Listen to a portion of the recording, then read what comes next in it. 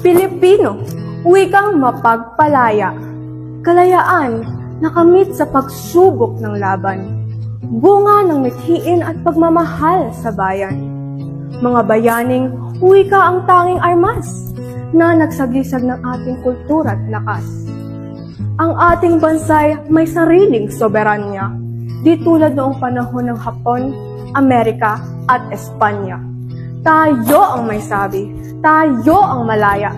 Malayang sabihin anuman ang ating diwa. Ang wikang ating naririnig at binibigyang halaga. Ang wikang sinasabi, ang wikang pinalaya.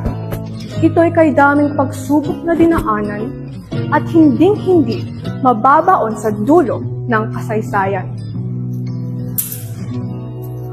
Ang Noli Me Tangere at El Filibusterismo, mga librong sinulat ng isang dakilang Pilipino na batay sa kasaysayang may bahid ng dugo. Sa kanyang sakripisyo, nagliyab ng mga puso. Punitin ang sedula, ani ng ama ng Katipunan, Andres Bonifacio, sila'y sumubok sa laban. Upang ating kalayaan ay maabot, buhay ang inalay sa rebelyong kakilakilabot. Ang ating wika ay di lamang salinlahin ng wikang banyaga, kundi ito'y sandigan ng ating kultura. Buhay, kalayaan, at pagkakakilanlan, ipamalas sa sanlibutan.